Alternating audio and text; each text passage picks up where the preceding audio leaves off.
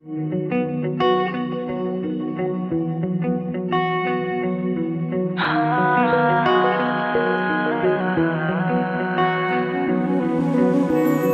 करतोय आपण. Find the vector equation of a line passing through the point having position vector -2 I cap plus j cap plus k cap and parallel to the vector 4 I cap minus j cap plus 2 k cap. प्रश्न काय आहे आधी समजून घेऊया. एका लाईनचं equation काढायचंय. या line वरचा हा एक पॉइंट दिलाय, त्या पॉइंटचा पोझिशन वेक्टर दिलाय. म्हणजे या ए पॉइंटचा आपल्याला पोझिशन वेक्टर दिलेला आहे आणि पुन्हा या लाईनला पॅरलल असलेला एक वेक्टर दिलाय बी बार. मग याचा पोझिशन वेक्टर ए बार असेल आणि पॉइंट पॅरलल असलेली लाईनचा वेक्टर बी बार असेल तर लाईनचं इक्वेशन काय असतं, R bar equal to A bar plus lambda B bar. एवढंच आपल्याला लिहायचं. दोन ओळीमध्ये उत्तर येईल. So let line passes through the point A having position vector A bar equal to -2 I cap plus j cap plus k cap and line is parallel to the vector b bar equal to 4 I cap minus j cap plus 2 k cap. So therefore equation of line कैसे r bar equal to a bar plus lambda b bar means r bar equal to a bar किती आहे बघा, -2 I cap plus j cap plus k cap plus lambda into b bar is 4 I cap minus j cap plus 2 k cap. एवढंच आपल्याला लिहायचं. पुढचं example आहे बघा. Find the vector equation of a line passing through the points having position vectors 3 I cap plus 4 j cap minus 7 k cap and 6 I cap minus j cap plus k cap. काय दिले आता, एका लाईनचं equation काढायचं आणि या लाईनवरच्या दोन पॉइंटचं position vector तुम्हाला दिले. मग ए आणि बी या दोन पॉइंटचे पोझिशन वेक्टर जर ए बार आणि बी बार असतील, लाईनवरचा तिसरा पॉइंट पी असेल with position vector R bar, तर या लाईनचं इक्वेशन काय असतं, R bar equal to A bar plus lambda into B bar minus A bar असतं. मग आपल्याला फक्त ए बार बी बार लिहायचे आणि लाईनचं इक्वेशन लिहायचं.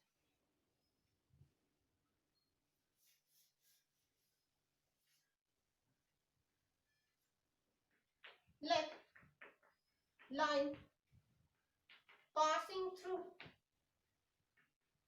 the points A and B having position vectors A bar and B bar respectively.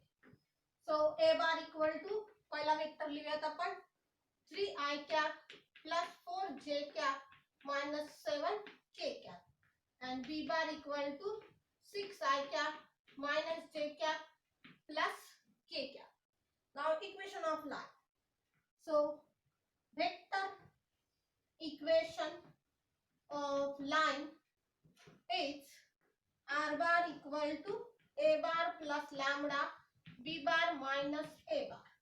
So r bar equal to a bar is 3 I cap plus 4 j cap minus 7 k cap plus lambda into b bar is 6 I cap minus j cap plus k cap minus 3 I cap plus 4 j cap minus 7 k cap. त्यांची आपल्याला वजाबाकी करायला लागणार आहे. मग आता ती वजाबाकी किती येईल बघा. So r bar equal to 3 I cap plus 4 j cap minus 7 k cap plus into या मायनसनी ही पुढची साइन सगळी बदलतील बघा, म्हणजे 6i कॅप मायनस जे कॅप प्लस के कॅप आणि पुढे काय होईल तर -3i कॅप पुढे -4j कॅप आणि +7k कॅप झालं. आता त्याची ऍडिशन किती होईल बघा, r bar equal to 3i cap plus 4j cap minus 7k cap plus lambda into किती झालं बघा, i किती झाले 3i cap minus 5j cap plus 8k cap. हे तुमचं वेक्टर इक्वेशन झालं लाईनचं. पुढचा एक्झाम्पल आहे, find the vector equation of a line passing through the point having position vector I cap plus 2j cap plus 3k cap and perpendicular to the vectors I cap plus j cap plus k cap and 2i cap minus j cap plus k cap. आता या दोन व्हेक्टरला perpendicular असणारी line आणि या point मधून जाणारी line तुम्हाला find करायची. मग प्रश्न कसा आहे ते समजून घ्या. हे दोन वेक्टर आहेत, हे सपोज या एका प्लेन वर आहेत, आपण असं म्हणूया की हे ते दोन प्लेन आहेत. मग या दोन प्लेनला या दोन व्हेक्टरला परपेंडिक्युलर असलेला वेक्टर काढायचा आहे. मग जर हे दोन वेक्टर जर असतील तर या वेक्टरला परपेंडिक्युलर असलेला हा वेक्टर आहे जो काय असणार आहे या दोन वेक्टरचा क्रॉस प्रॉडक्ट असेल. म्हणजे सपोज हा p बार आहे हा q बार आहे तर हा कोण असेल p बार क्रॉस q बार असेल. बरोबर. मग आता आपल्याला काय काढायचंय बघा, एक इक्वेशन काढायचंय लाईनचं की जर या पॉइंट मधून जाते आणि या दोन वेक्टरला परपेंडिक्युलर आहे. मग आता बघा हे ते दोन वेक्टर आहेत p बार आणि q बार, याला परपेंडिक्युलर असणारी ही लाईन काढायची आहे तुम्हाला. बरोबर. मग ही लाईन काढायची आहे. तुम्ही हा p बार क्रॉस q बार काढलाय. मग हा p बार क्रॉस q बार या लाईनला कसं असणार आहे तर पॅरलल असणार आहे. म्हणजे तुम्हाला b बार मिळाला, पण तुमचा b बार कोण आहे तर हा p बार क्रॉस q बार आता b बारचं काम करणार आहे. कळतंय. ह्या दोन वेक्टरला परपेंडिक्युलर असलेला वेक्टर आला हा p बार क्रॉस q बार आणि हा p बार क्रॉस q बार या लाईनला कसं असणार आहे तर पॅरलल असणार आहे. का तर ही लाईन या दोन वेक्टरला परपेंडिक्युलर आहे. हा p बार क्रॉस q बार सुद्धा परपेंडिक्युलर आहे, त्यामुळे हा p बार क्रॉस q बार आणि हा तुमची लाईन हे पॅरलल आहे आणि या लाईन वरचा एक पॉइंट दिलाय तुम्हाला. आता सोल्युशन मध्ये आपण काय काय लिहिणार बघा, हे दोन वेक्टर मानूयात आधी. Like p bar equal to i cap plus j cap plus k cap, q bar equal to 2i cap minus j cap plus k cap. आता p bar cross q bar काढूया. Cross product काढायचा म्हणजे determinant असतो i cap j cap k cap 1 1 1 2 minus 1 1. हा determinant आपल्याला solve करायचा आहे. So this is I cap into 1 minus minus plus 1 minus j cap into 1 minus 2 plus k cap into minus 1 minus 2. So this is 2i cap, हे किती होईल -1 म्हणजे plus j cap आणि -3k cap. हा तुमचा काय झाला तर p बार क्रॉस q बार झाला. मग हा जर p बार क्रॉस q बार असेल तर हाच आपला b बारचं काम करतोय.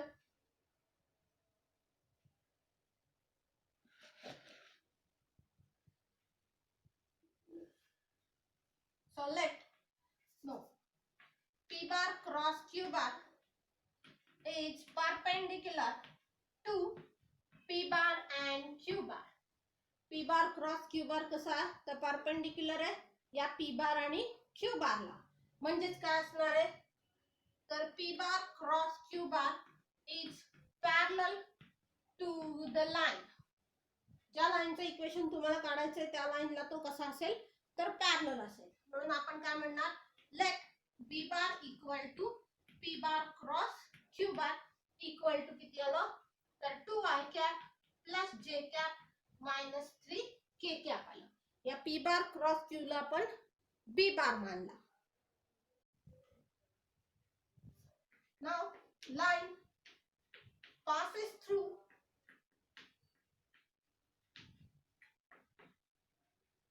the point A with position vector A bar equal to I cap plus 2j cap plus k cap. या पॉइंट मधून तो जातोय, ती लाईन जातीये. मग आपल्याला आता इक्वेशन असं काढायचं की या पॉइंट मधून जाणारी आणि p बार प्लस q बार म्हणजे आपल्या b बारला पॅरलल असणारी line. So therefore equation of किंवा वेक्टर इक्वेशन म्हणूया, vector equation of line passing through A with position vector A bar and having perpendicular to P bar and Q bar. That is, याचा अर्थ काय झाला, तर parallel to B bar is R bar equal to A bar plus lambda B bar आलं. मग आता किती येईल बघा लाईनचं equation.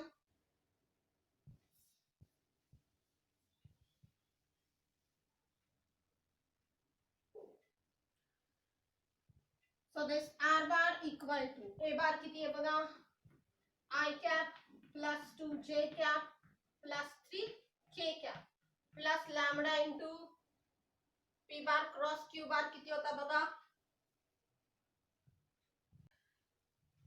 2i cap plus j cap minus 3k cap. हा तुमचा b बार होता. हे तुमचं वेक्टर इक्वेशन झालं लाईनचं. पुढचं एक्झाम्पल आहे, find the Cartesian equation of the line passing through A 2 2 1 and B 1 3 0. Cartesian equation आपल्याला फाइंड करायचं आहे. दोन पॉइंट मधून जाणार. मग दोन पॉइंट मधून जाणाऱ्या लाईनचं कार्टेशियन इक्वेशन काय बघा, या लाईनचं इक्वेशन काढायचं आहे. एक पॉइंट A आहे, दुसरा B आहे.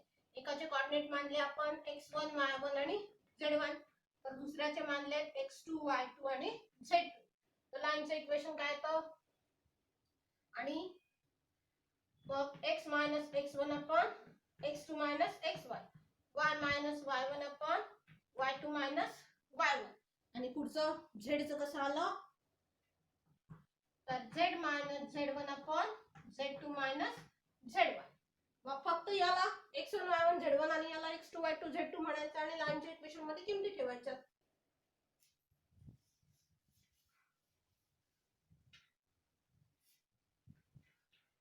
So line passing through A 2 2 1 याला आपण म्हणूया x1 y1 z1 आणि B 1 3 0 याला म्हणूया x2 y2 आणि z2.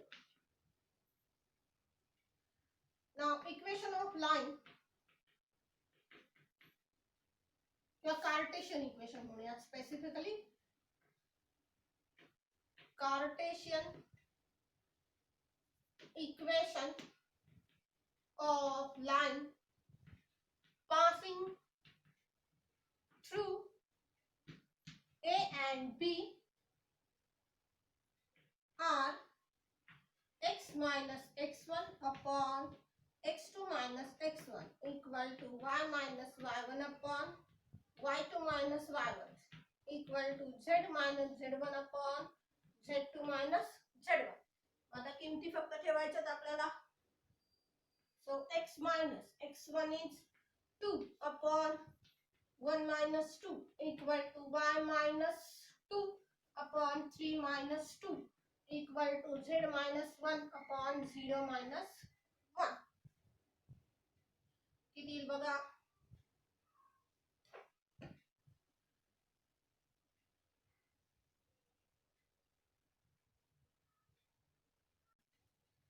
So this is x minus 2 upon minus 1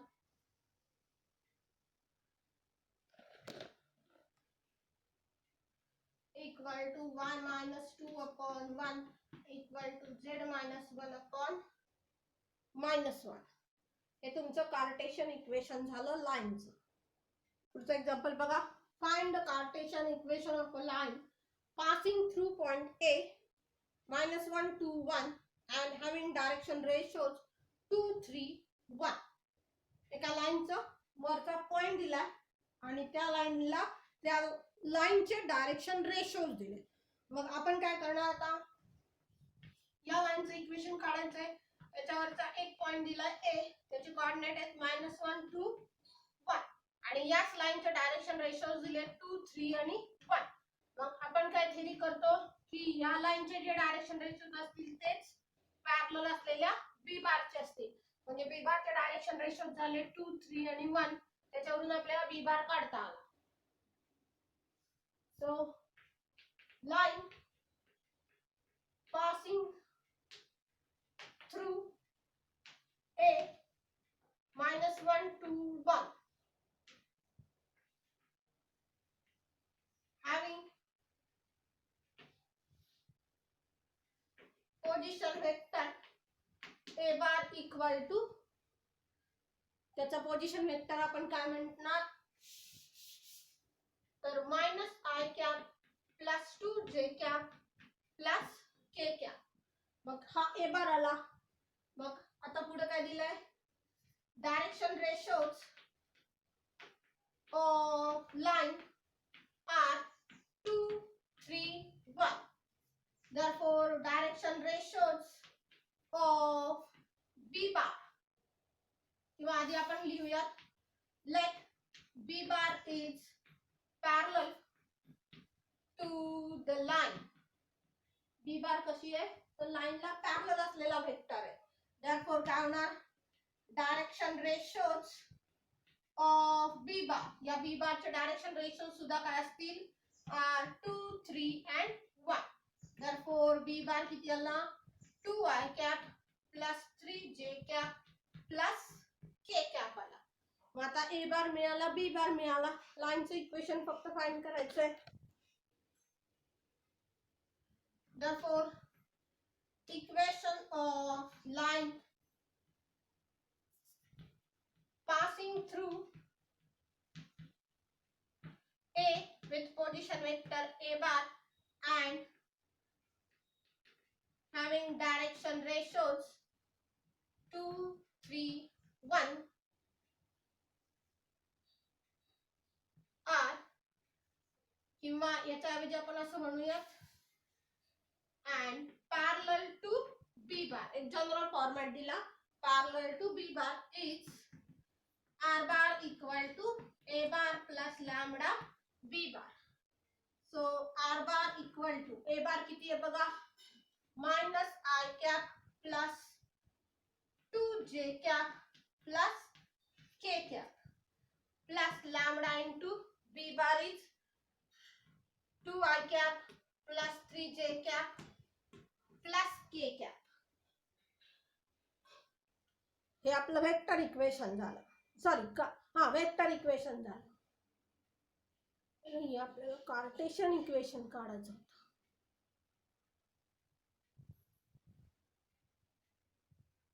बरं, हे आपलं वेक्टर इक्वेशन झालं. आपल्याला काढायचंय कार्टेशियन इक्वेशन. स्पेसिफिकली दिलं आपल्याला कार्टेशियन इक्वेशन काढायचंय. बरं, आपण हे गणित वेक्टर इक्वेशन कसं काढायचं या अर्थाने बघितलं. म्हणजे जर इथं वेक्टर इक्वेशन दिलं तर आपण असं गणित सोडवणार. आता कार्टेशियन इक्वेशन दिलं तर आपण गणित कसं सोडवणार बघा. Line passes through point A, मग याला आपण काय म्हणणार आहे, line passes through point A म्हणजे काय झालं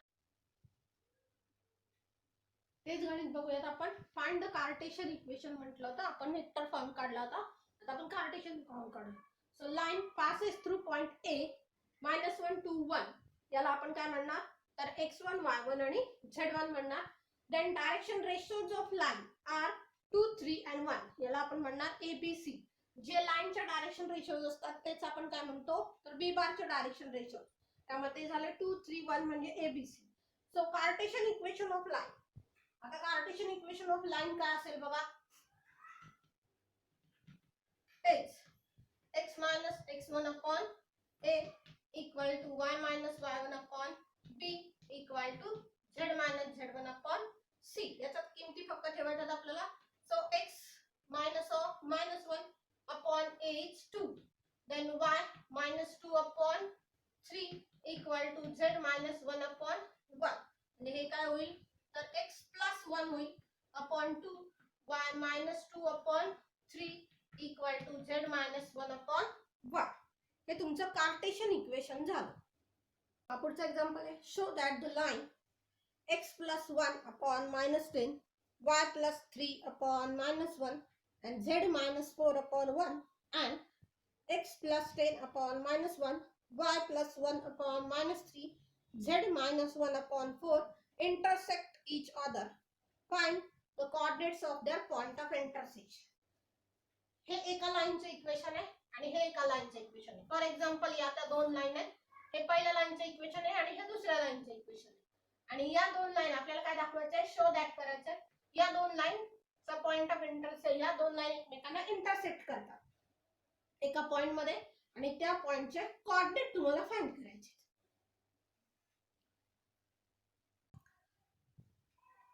मग आपण म्हणूया की हे पहिल्या लाईनचं इक्वेशन आहे. So equation of first line x plus 1 upon minus 10 equal to y plus 3 upon minus 1 equal to z minus 4 upon 1.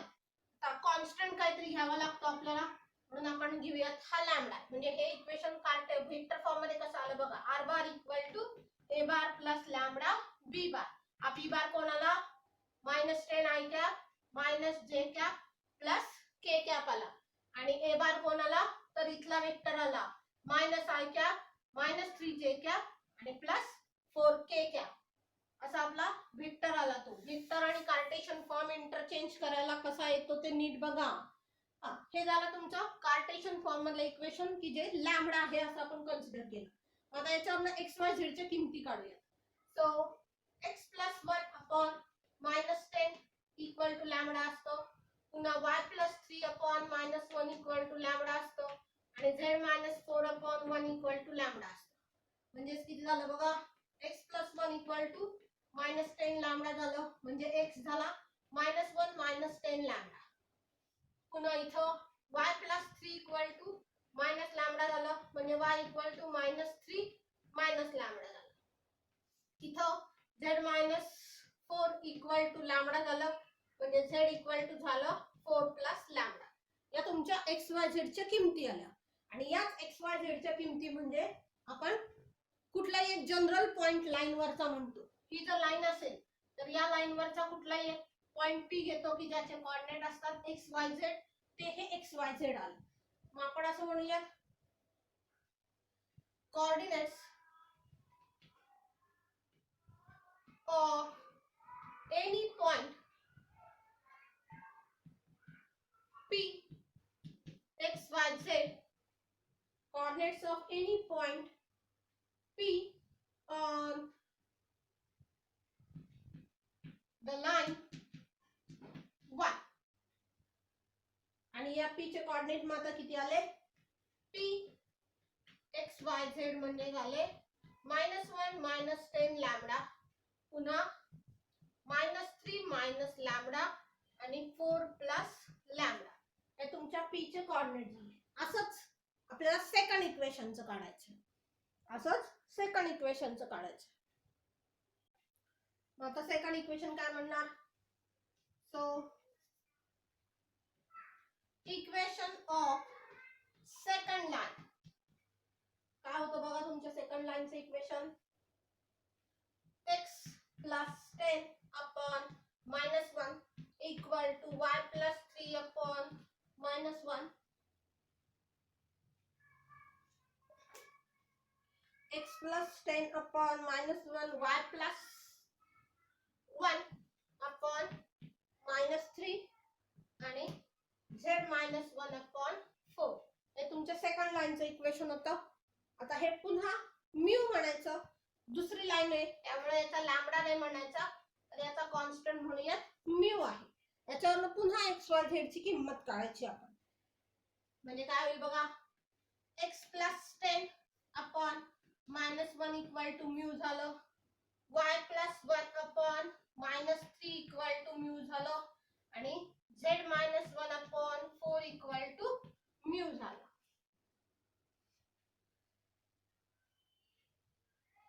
मग आता x किती आला बघा, x plus 10 equal to minus mu म्हणजे x झाला -10 मायनस म्यू. इथं y plus 1 equal to झालं -3 mu म्हणजे y इक्वल टू झालं -1 -3 म्यू झालं आणि z minus 1 equal to 4 mu झालं म्हणजे z equal to 1 plus 4 mu झालं. मग आता पुन्हा लाईन वरचा एक पॉइंट, ही दुसरी लाईन होती आपली, या दुसऱ्या लाईन वरचा एक पॉइंट आपण मानणार P, जो असेल XYZ. आता मागाशी पण P मानला होता, पण आता आपण काय म्हणूयात की हा लाईन वरचा पॉइंट आहे P1.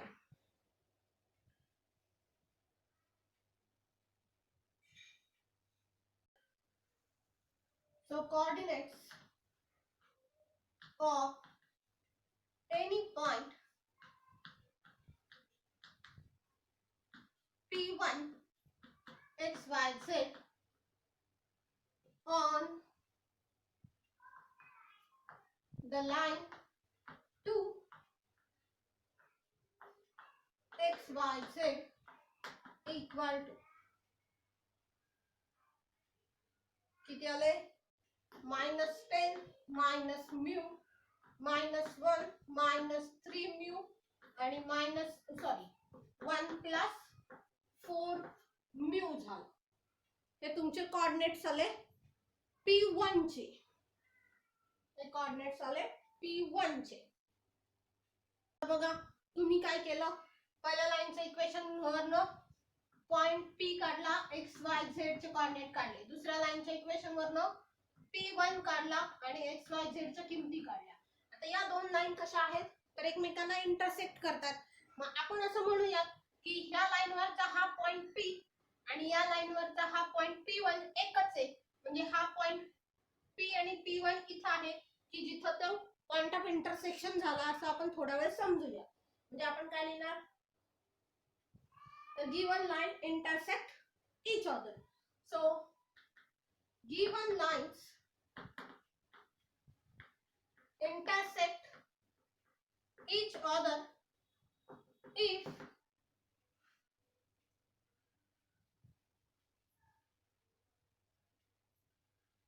there exist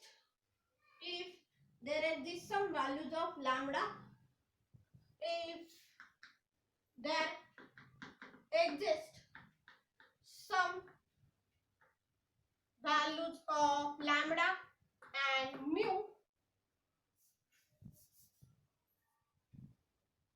for which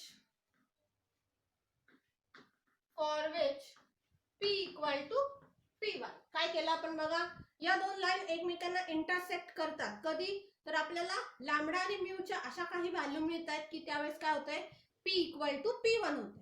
म्हणजे आपल्या या इथं P1 मध्ये म्यू आहे तर P मध्ये लॅम्बडा आहे. मग या लॅम्बडा आणि म्यूच्या अशा काही दोन व्हॅल्यूज आपल्याला मिळतात की तिथं काय होतंय, P आणि P1 सेम होणार.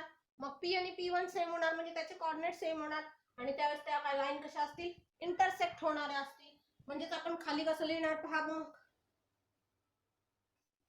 तर P चे कोऑर्डिनेट काय आहेत, इथं आहेत आपले. या P च्या खाली P चे कोऑर्डिनेट लिहूयात, -1 -10 लॅम्बडा, -3 लॅम्बडा, 4 प्लस लॅम्बडा. हा P झाला आपला. इक्वल टू P1 किती आहे बघा, -10 म्यू -1 -3 म्यू आणि मी खाली लिहिते 1 प्लस 4 म्यू. हे आपले सेम कोऑर्डिनेट्स होणार आणि हे जर सेम झाले तर आता होणार काय की हा पॉइंट जर सेम असतील तर त्याचा x कोऑर्डिनेट सेम असेल, y कोऑर्डिनेट सेम असेल, z कोऑर्डिनेट सेम असेल. बरोबर आहे ना. म्हणजे कसं होईल बघा, जर हे दोन पॉइंट सेम असतील x z आणि इकडचे x1 y1 z1, तर हा x इक्वल टू x1 असेल, y इक्वल टू y1 असेल आणि z इक्वल टू z1 असणार आहे. मग तेच त्याचा वापर आपल्याला करायचा. therefore काय झालं, -1 -10 लॅम्बडा इक्वल टू आलं -10 म्यू. त्याचा x कोऑर्डिनेट हा सेम झाला. मग याच्यावरून लगेच आपण काय करूया, तर लॅम्बडा आणि म्यू मधलं एक सायमल्टेनियस इक्वेशन आपल्याला मिळेल बघा. तर लॅम्बडा आधी ठेवूयात, म्यू नंतर ठेवूयात. म्हणजे हे इकडे नेलं तर 10 लॅम्बडा मायनस म्यू होईल बघा, आणि हा -10 इकडे आणला तर प्लस होईल, म्हणजे हे इक्वल टू 9 झालं. हे आपल्याला पहिल्या नंबरचं इक्वेशन मिळालं लॅम्बडा आणि म्यूचं. पुन्हा आता y कोऑर्डिनेट सेम करूयात. म्हणजेच काय होईल, -3 लॅम्बडा इक्वल टू झालं -1 -3 म्यू. याच्यावरनं तुम्हाला दुसरं इक्वेशन कसं मिळेल बघा.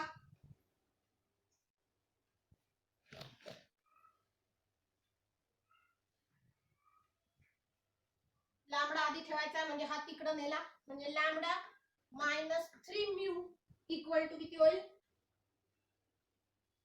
हे इकडे आणलं म्हणजे -2 झालं. हे तुम्हाला दुसरं इक्वेशन मिळालं. पुन्हा तिसरं काय होईल, 4 प्लस लॅम्बडा इक्वल टू असेल 1 प्लस 4 म्यू. मग आता कसं होईल बघा, लॅम्बडा इथंच ठेवला, हे इकडे आणलं -4 म्यू इक्वल टू किती झाला, 4 तिकडे नेला म्हणजे -3 झाला. आणि याला तिसऱ्या नंबरचं इक्वेशन मिळालं. आता आपल्याला 3 सायमल्टेनियस इक्वेशन्स मिळाली बघा लॅम्बडा आणि म्यू मध्ये. आणि लॅम्बडा आणि म्यू मधली ही इक्वेशन्स कशी असणार आहेत, तर हे दोन पॉइंट इंटरसेक्टिंग पॉइंट्स आहेत. मग ते जर दोन पॉइंट इंटरसेक्टिंग असतील तर ह्या ज्या 3 इक्वेशन वरून आपल्याला लॅम्बडा आणि म्यू ची जी किंमत मिळणार आहे ती किंमत सेम असणार आहे. मग या 3 इक्वेशन आपल्याला सोडवायची आणि लॅम्बडाची किंमत काढायची आहे. त्याच्या आधी आपल्याला ही तिन्ही इक्वेशन लॅम्बडा आणि म्यू एकाच किमतीला सॅटिस्फाय करतायत हे बघायचं. मग आपण बघा, काय म्हणणार, given lines intersect each other. हे आपल्या डिटर्मिनंट मध्ये झालंय बघा. Given lines intersect each other if this system is consistent. If these three equations म्हणूयात फार तर, if these three equations are consistent, म्हणजे त्याचा डिटर्मिनंट 0 दाखवायचा आपल्याला. मग आता डिटर्मिनंट काढूयात बघा. कन्सिस्टंट इक्वेशन म्हणजे याचा डिटर्मिनंट लिहायचा. किती आला, 10 -1 9. दुसरं इक्वेशन बघा, 1 -3 -2. आणि तिसरं इक्वेशन आहे तुमचं हे 1 -4 -3. या डिटर्मिनंटची किंमत आपली 0 आली पाहिजे.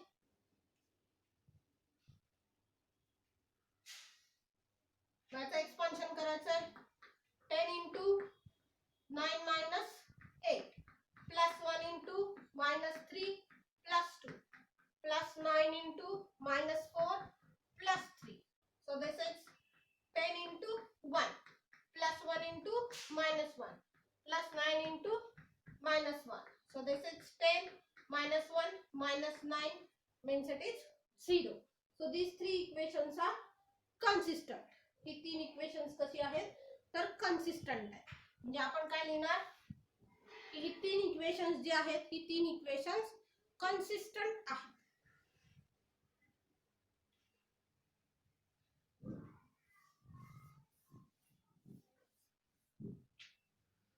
Therefore these 3 equations are consistent. 3 equation consistent आहेत. म्हणजेच काय, तर लॅम्बडा आणि म्यूच्या एकच किमती आहेत या इक्वेशनला सॅटिस्फाय करण्यासाठी. Therefore काय होणार, lines are intersect each other. So lines are intersect each other. Line एकमेकांना इंटरसेक्ट करणार. आता आपण काय करूया, तर कुठली दोन सायमल्टेनियस इक्वेशन सोडवायची आणि ही दोन सायमल्टेनियस इक्वेशन्स तुमची पुढच्या तिसऱ्या इक्वेशनला सॅटिस्फाय करतात की नाही ते बघायचं. किंवा आपण डायरेक्ट कन्सिस्टंट दाखवलंच आहे तर कुठली दोन इक्वेशन सोडवू म्हणजे आपल्याला लॅम्बडा आणि म्यू मिळेल. मग तिसरं इक्वेशन सोडवायची गरजच नाही.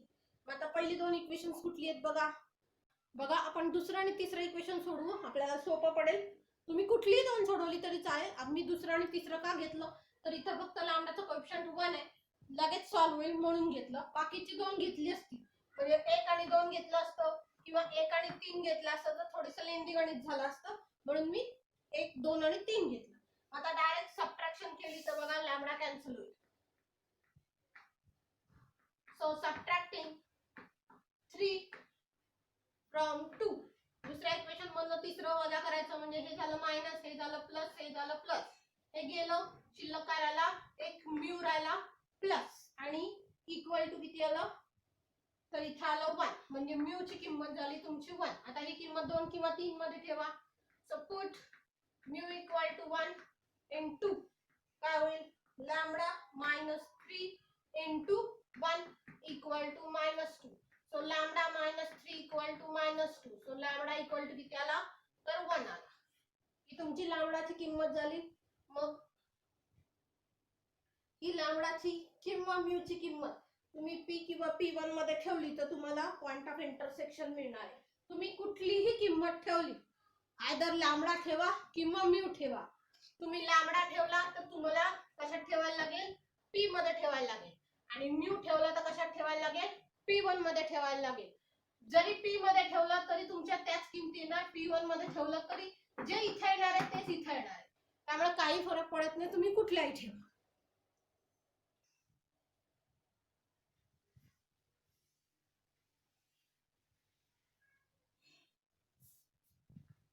Substituting mu equal to 1 in P x y z equal to किती होतं बघा x y z तुमचा म्यू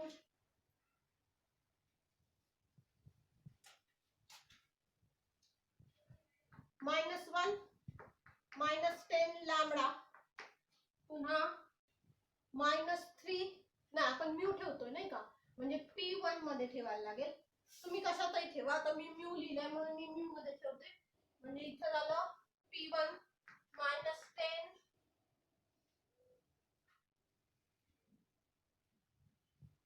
मायनस म्यू पुन्हा -1 -3 म्यू आणि 1 + 4 म्यू किती येईल किंमत बघा -10 -1 -3 into 1 केलं तरी -3 येणार आहे आणि 1 + 4 म्हणजे इथं आलं -11 -4 आणि 5.